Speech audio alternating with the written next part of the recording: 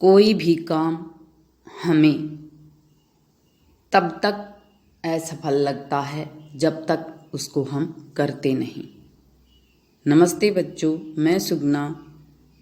आज की वीडियो में हम कक्षा 11 की हमारी हिंदी पुस्तक की जो तीसरी कविता है वे आँखें के महत्वपूर्ण प्रश्नोत्तर का अध्ययन करेंगे। वे आँखें कविता के कवि हैं सुमित्रा नंदन पंत जी। इस कविता में कवि ने दीनहीन किसान की व्यथा का वर्णन किया है। एक गरीब किसान का मार्मिक वर्णन कवि ने इस कविता में किया है। पहला क्वेश्चन है, अंधकार की गुहा सरीखी उन आँखों से डरता मन। जो ये पंक्तियां दी गई है इसके आधार पर 5 प्रश्न दिए गए हैं, उनके उत्तर हमें बताने हैं। पहला है, आमतौर पर हमें डर किन बातों से लगता है? साधारण बात इन पंक्तियों से जोड़ के हमें बतानी है कि हमें जीवन में किन बातों से डर लगता है। हमें डर लगता है दुख से, कोई दुख हमारे जीवन में ना आ जाए, कोई पीड़ा, कोई दर्द हमें सहन ना करना पड़े। उन आँखों से किसकी ओर संकेत किया है? उन आँखों से किसकी ओर संकेत किया है? उन आँखों से किसान की सूनी अंधेरे की गुफा जैसी आँखों की ओर संकेत किया है।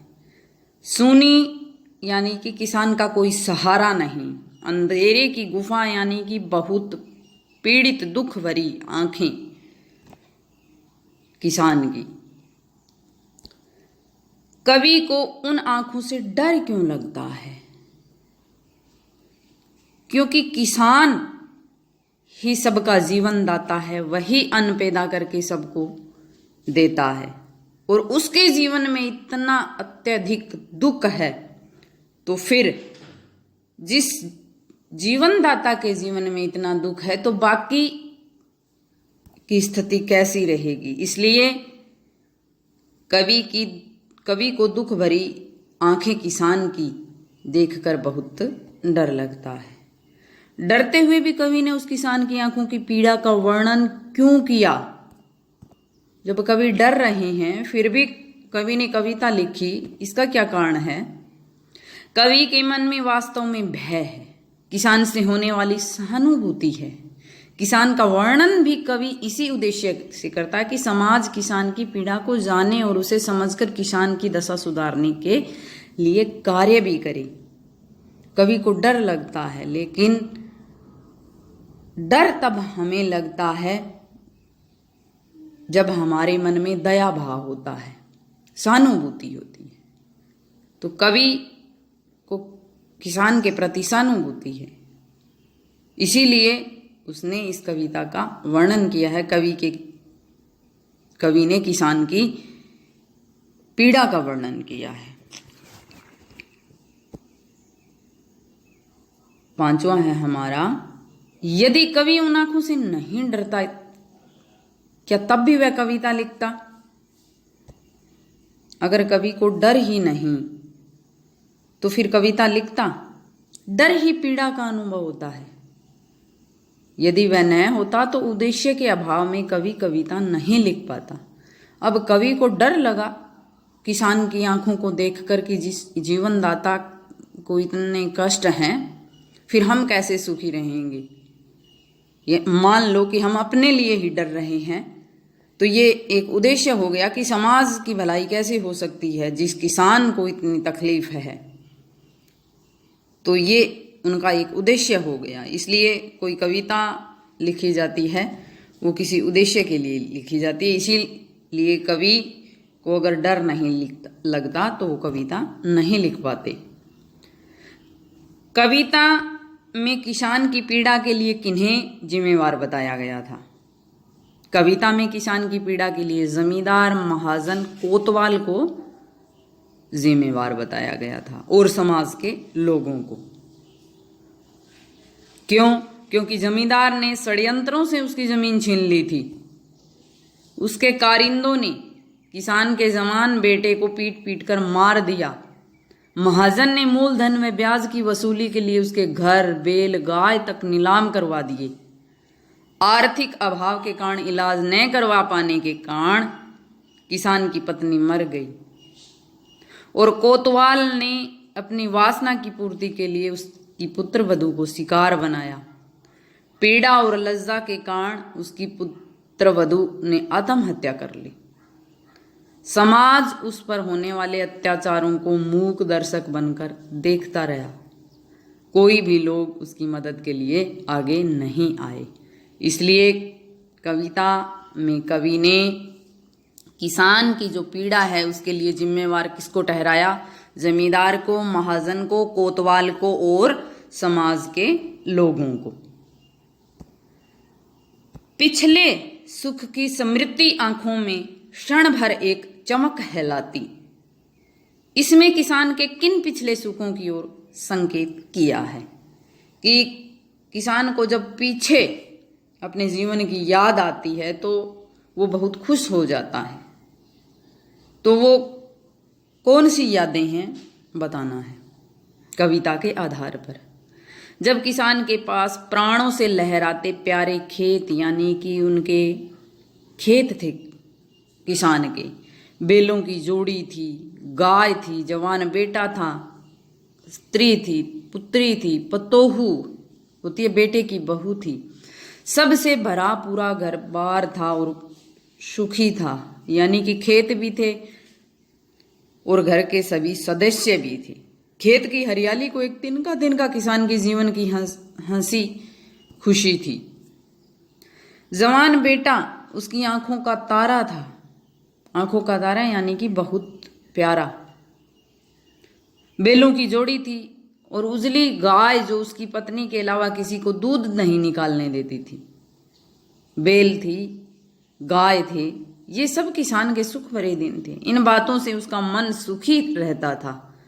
आज उसके पास ये कुछ नहीं है, केवल स्मृतियां, यादें ही रह गई हैं, क्योंकि वह जमींदारों, महाजनों और कोतवाल और समाज का शिकार हो गया है।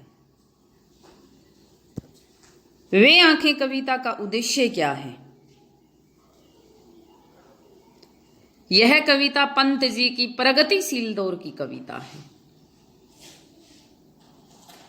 सुमित्रानंदन पंत, मैंने जब कविता करवाई थी तब भी बताया था कि छायावादी कवि थे। छायावाद के बाद प्रगतिशील दौर की कविताएं लिखी गई। 1936 से 1943 के बीच जो भी कविताएं लिखी गई वो प्रगतिशील की कविताएं थी।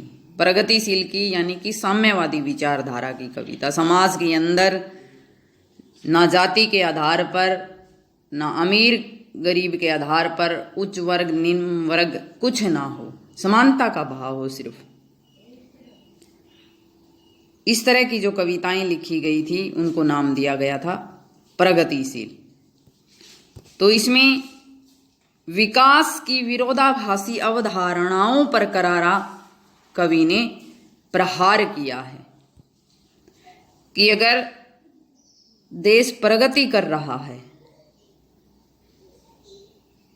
तो उसमें बाधा कौन उत्पन्न करते हैं?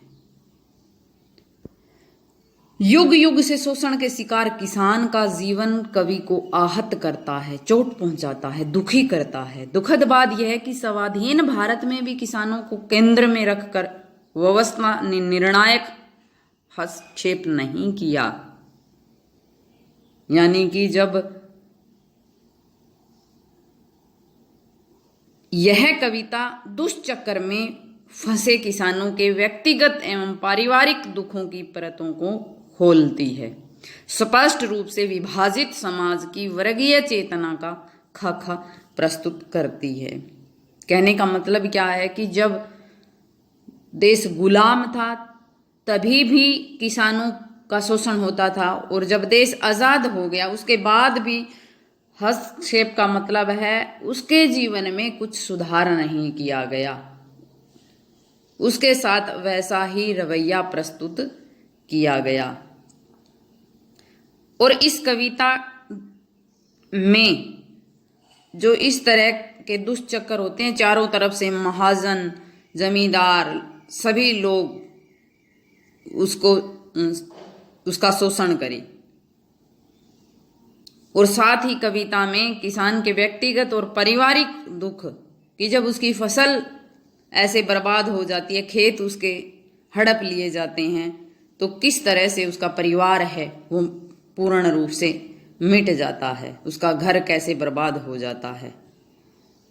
तो यह कविता कवि की एक उद्देश्यपूर्ण कविता है, जिसमें समाज के लोगों को कवि ने बताना चाहा है किसान की पीड़ा और दर्द का, ताकि लोग उसको सुनकर उसकी जो व्यवस्था है या किसान की दशा है उसको सुधारने का काम करें। किसान के रोदन को नीरव क्यों कहा गया है? नीरव का मतलब होता है चुप, मौन, रोदन रोना, यानी कि किसान अंदर ही अंदर रोता रहता है। तो ऐसा क्यों कहा गया है? कवि किसान की दयनीय स्थिति का वर्णन करता है, उसकी आंखों को अंधकार की गुफा के समान बताता है, उनमें दारुण दुख भीतर तक समाया हुआ है, कि बहुत दुख उसके अंदर समाये हुए हैं। उसकी आंखों में उसी दुख की छाया के रूप में रोने का भाव अनुभव किया जा सकता है, कि उसकी आंखों से पता चल सकता है कि किसान कितना दुखी है। उसका रोदन नीरव है, वो अंदर ही अंदर रोता, बाहर नहीं आंसू निकाल रहा है, क्योंकि किसान की आंखों से उसकी पीड़ा को महसूस किया जा सकता है, जिस प्रकार सुमित्रा नंदन पंत जी ने किया। उसके ऊपर हुए अत्याचारों की झलक उसकी आंखों से महसूस कर सकते हैं। तभी तो इस कविता का जो शीर्षक है वो वे आंखें कवि ने रखा है। किसान की आंखों में किसका अभिमान भरा है? अभिमान, घमंड। किसान किस बात का अभिमान करता है?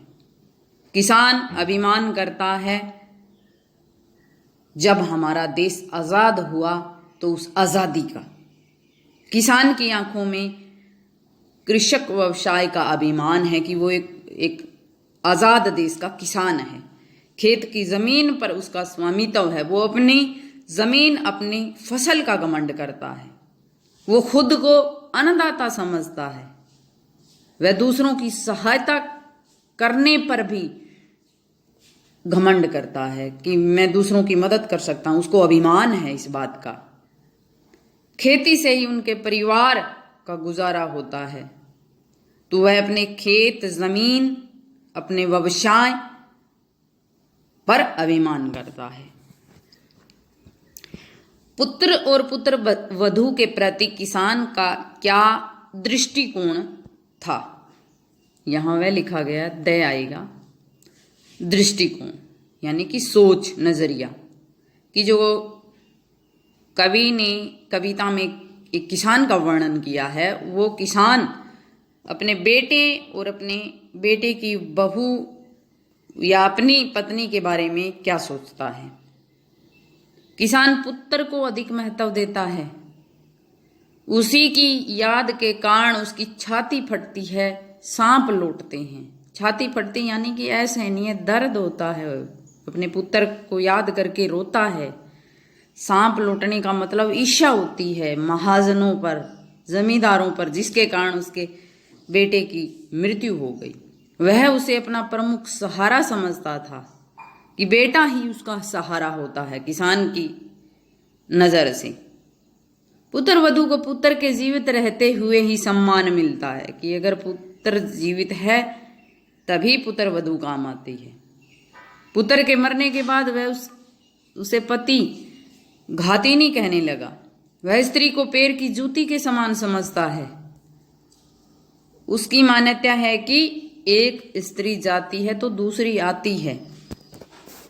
कहने का मतलब है कि किसान की सोच है कि पुत्र ही सब सहारा होता है, और जो औरत होती है वो एक पैर की जूती होती है।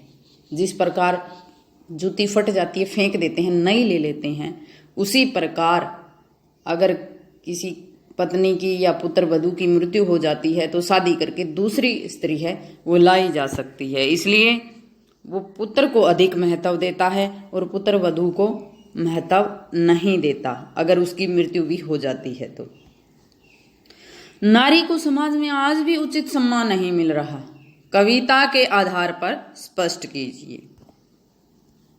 कविता में नारी के प्रति समाज की मानसिकता को प्रकट किया गया है। उस समय समाज में नारी की हीन स्थिति थी। जैसे हमने कविता में पढ़ा पहले क्वेश्चन के अंदर, अब जो क्वेश्चन पढ़ा था उसके अंदर, नारी का इलाज तक नहीं कराया जाता था, उसे पैर की जूती के समान नगण्य महत्व दिया जाता था, कुछ भी महत्व नहीं दिया जाता था। समाज में आज भी नारी को उचित सम्मान नहीं मिलता।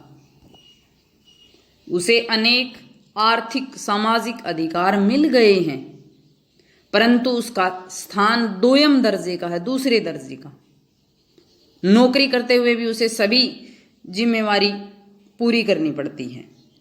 उसे ससुर व पिता की संपत्ति में अधिकार नहीं मिलता, यहाँ तक कि कानून के रक्षक भी उसका शोषण करते हैं। इसलिए आज भी पूर्ण रूप से जो नारी के प्रति लोगों की सोच है, सम्मान है, वो नहीं मिल पा रहा है।